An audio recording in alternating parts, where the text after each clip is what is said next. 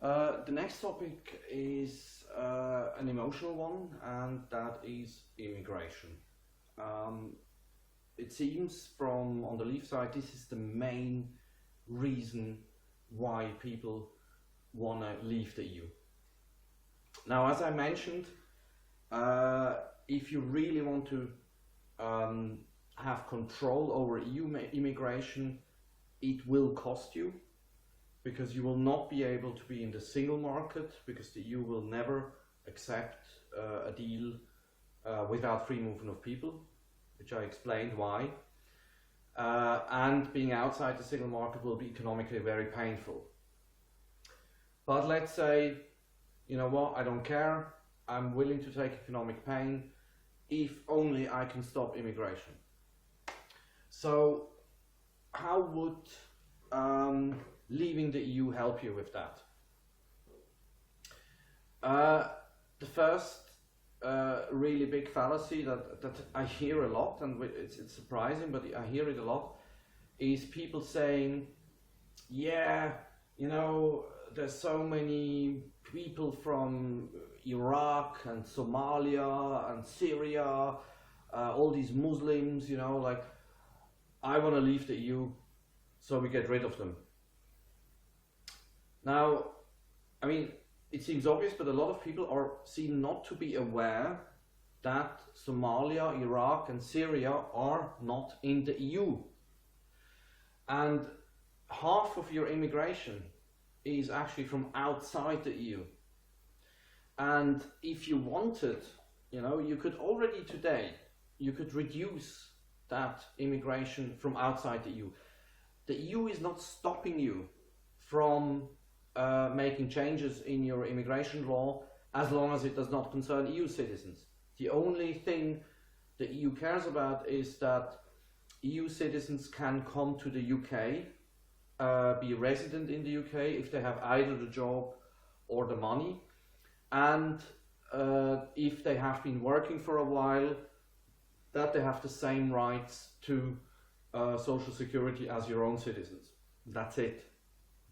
They don't care what you do or how many people from India, Somalia or Iraq you let in.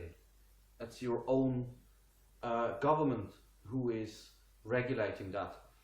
And I mean, you can ask your government, and you can ask also Boris Johnson and the Brexit side, I mean, if the government has not been able or willing to restrict that half of non-EU immigration, which keeps growing, how are they going to restrict, or why would they suddenly change their policies after we leave? I mean, they could do it today, but they don't. And you have to, I mean, if I will ask why. Why are they not doing anything?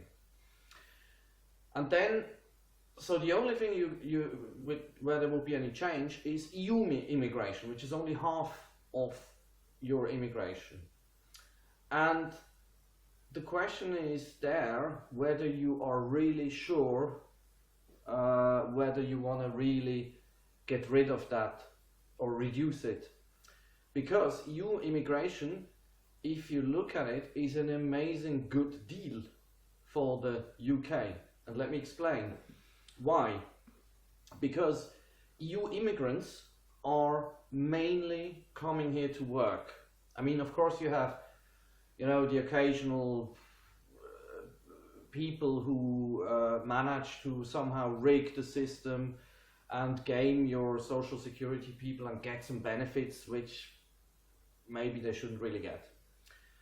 And that is then, of course, portrayed in the Daily Mail and everywhere as, oh, look how our social security system gets abused by EU migrants. But this is really the exception and not the rule. So you don't, you know, I would not look at headlines in newspapers. What I would look at is really at the statistics. And they say clearly that on average, EU migrants pay more in national insurance, in taxes, than they take out in benefits. So effectively, EU migrants are subsidizing British people's benefits. And there is there are two more effects at play. I mean, when I came, the moment I entered the UK and on my first day of work, there was an implicit transfer of probably about £300,000 from Switzerland to the UK. And why is that? Because Switzerland, the Swiss taxpayers, paid for my school, paid for my university, paid for all the services I consumed during that time. And then I came to the UK and started working here. So you get someone who is productive, who is paying taxes, who is working, who is growing your economy, but you didn't pay for him. It was someone else, taxpayers of another country, that paid for him. So this is so every EU migrant that comes to your country is a transfer of wealth from another country to you. The other thing is that, of course, thanks to EU migration, you have also population growth. Now, I know a lot of people complain about population growth. I will get to that. But population growth helps you secure your pensions. I mean, it's actually quite surprising that a lot of old people are for Brexit, but if you had no population growth, it would be very difficult for you to finance your pensions. And the more people you get that work, that pay taxes, the easier it will be to secure your pensions. Now, a lot of people think that EU migrants take away work from British people, that they take a slice from the cake, but the thing is, EU migrants, because they work, they make the cake bigger. And of course they take a slice, but that doesn't matter if the cake is bigger, you still get the same part out of it. And it's even such that, I mean, a lot of industries would not be possible. For example, when I came, I mean, I was a specialist in a particular software, and there was an office being opened, and I helped build up that office in the UK. And at the end we had about 24 people employed, a lot of them Brits. So we created new jobs for the local population as well, and that was only possible because I brought that special knowledge about this software so that we could do projects. And this is a recurring theme. I mean, you know, the car factories that are being built, the financial services, you know, a lot of the stuff you would not be able to sell if you were not able to bring in the specialists that you need. And now, of course, you're going to say, yeah, okay, but you know, we could let in just the specialists we need. And the problem with that is that, you know, you then have some civil servant, some foreigner or immigration agency deciding whether your company needs a specialist or not. And I mean, I know that system from Switzerland when we were outside the EU. It's incredibly painful, an extreme hassle. So you know, you get in you need a specialist, you need him now because you have a project going next month, and then you have some civil servant, and you have to some guy who has no clue about your business, and you have to explain him why you need that particular guy, and he doesn't understand it, and they lose the application, and they have no time, or the guy is on holiday, or God knows what, and until you have sorted all the paperwork, your project's already, it's too late, it's gone, someone else took it. And you know, the freedom of movement is extremely important to actually grow the UK economy, and that's why also the EU is so insistent that there is free movement of people.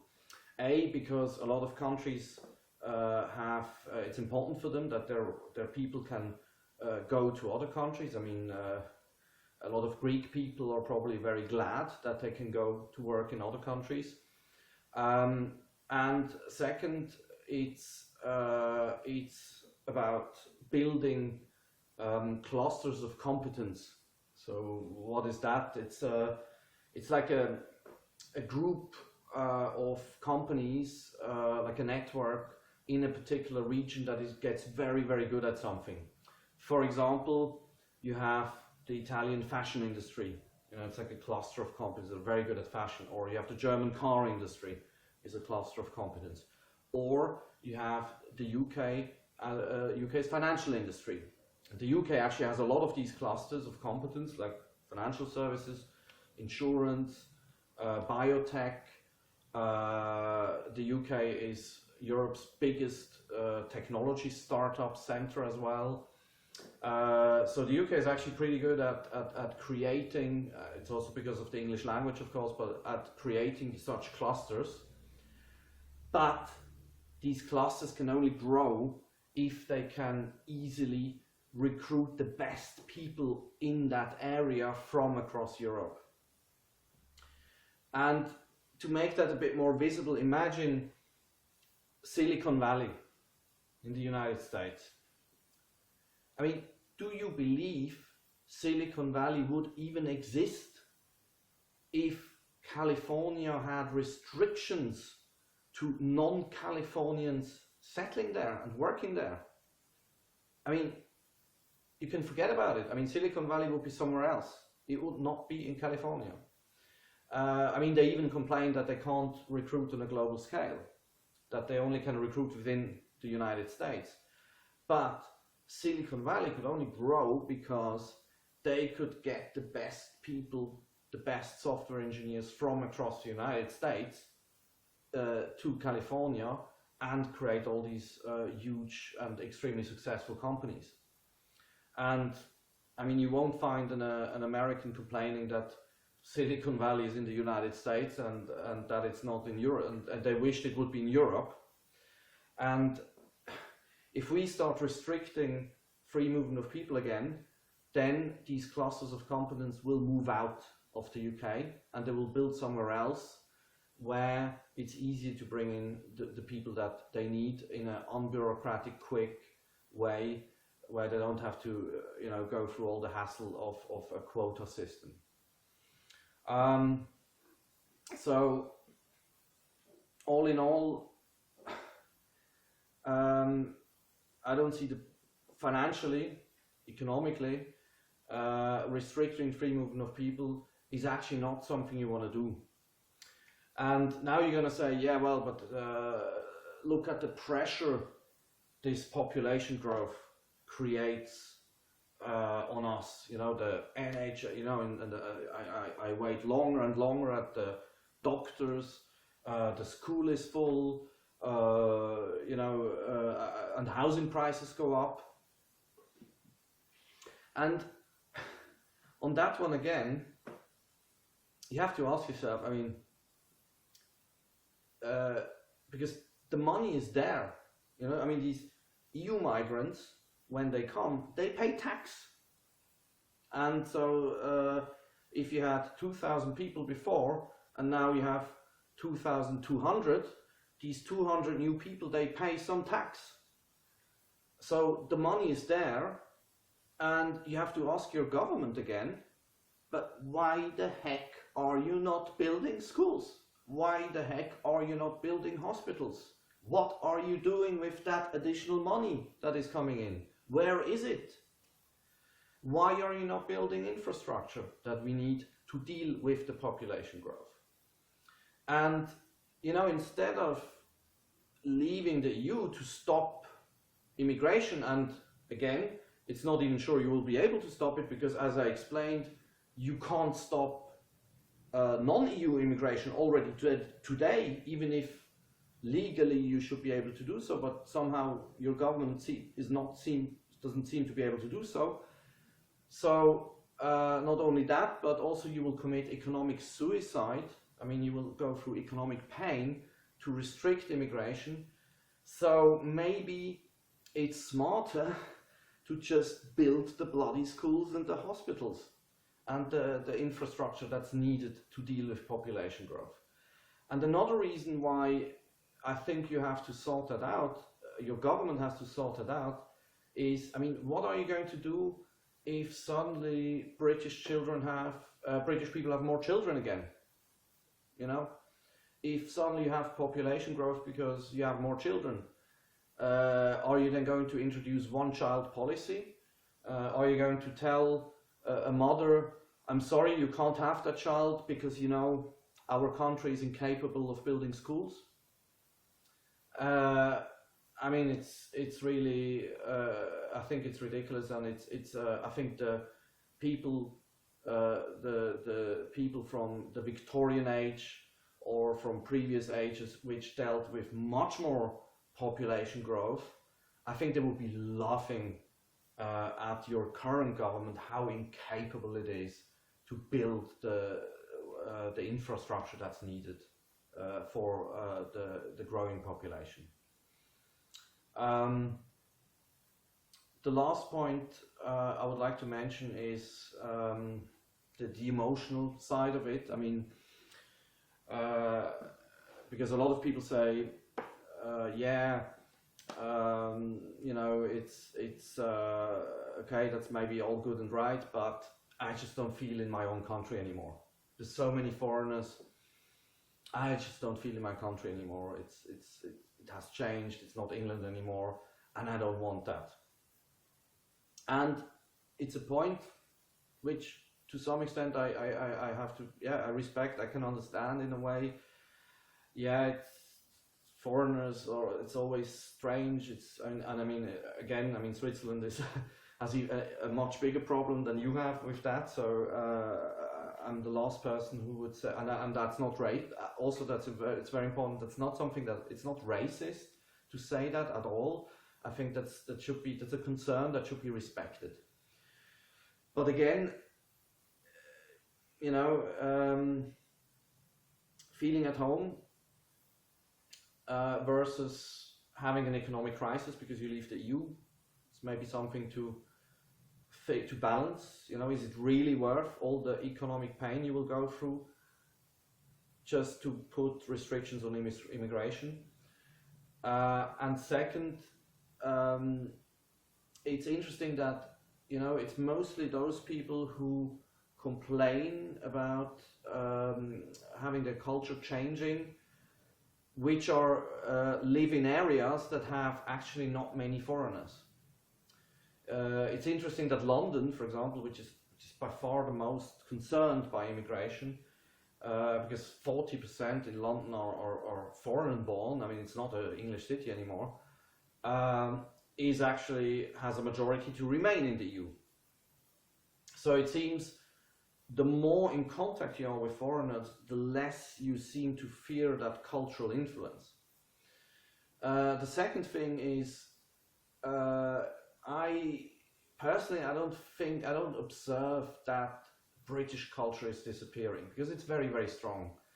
I mean, when I came to the UK, I very quickly learned the British way of things, and everybody does. I mean, you come to London, even which has 40% foreign-born people, and you notice the difference to other European countries. I mean, people are polite.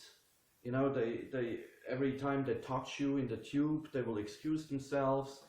I mean, you don't see that in Paris or even in Zurich, you know, where people use their elbows. It's much more aggressive. The way to have a business conversation is completely different here.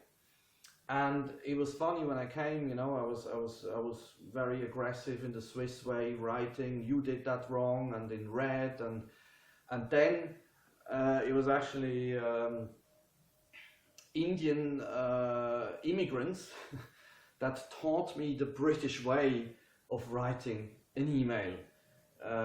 So instead of saying, I demand that you do, I started to write, I would highly appreciate if you could potentially. So I really adapted the British way of life, and I observe that with most people, and of course it takes some time. And the thing is, EU migrants, because they are from Europe, they're from the same continent, they have a culture which is the most similar to ours, except for maybe people from Australia and Canada.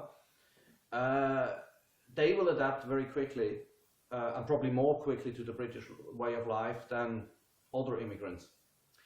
And the last thing is, a lot of people say, yeah, because of all the EU immigration, now we have to put in restrictions to our friends in the Commonwealth. Like, it's harder for Australians or for Canadians to come to the UK.